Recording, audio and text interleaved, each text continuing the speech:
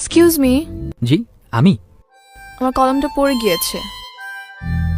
আমি কলম উঠাবো? আমাকে কেন উঠাতে হবে? আরো তো অনেকেই আছে, তাই না? ইয়েস স্যার, আমি জানি ক্লাসে অনেক মানুষ, কিন্তু আমি চাই কলমটা আপনিই উঠান। আচ্ছা ঠিক আছে, ভালো থাকবেন আপু, আসি। এখানে থাকলে হয়তো কলম উঠাতে উঠাতে আমার পড়াশোনা আর হবে না। হ্যাঁ, গাধা নাকি আমি? আপু,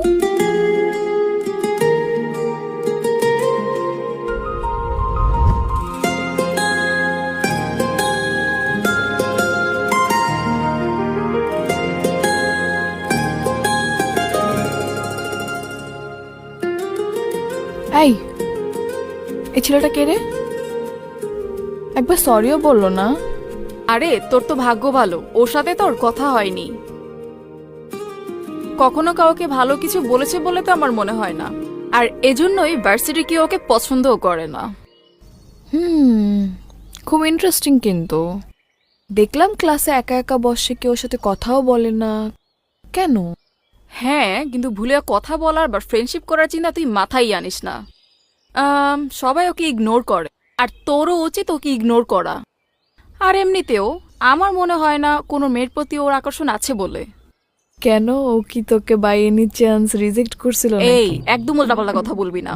নাতাশাকে রিজেক্ট করবে এমন কোনো ছেলে ভার্সিটিতে আছে নাকি? হ্যাঁ, আচ্ছা, বাট ওর যদি কোনো মেয়েদের প্রতি অ্যাট্রাকশন নাও থাকে, আমার প্রতি ঠিকই আসবে, আর সেটা আমি দেখতেছি। Wait and see. দেখতে হবে বিষয়টা। আচ্ছা যাই হোক, বাদ দে। তোমাকে ওই যে কালকে নোটগুলো পাঠাতো।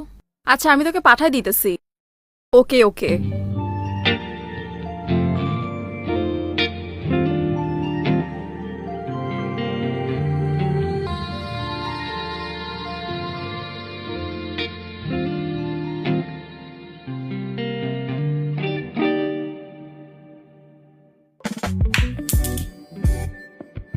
Excuse me.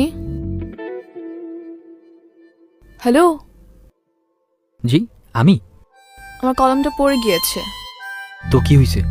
তো উঠিয়ে দিন। আমি কলম উঠাবো? আমাকে কেন উঠাতে হবে? আরো তো অনেকেই আছে, তাই না?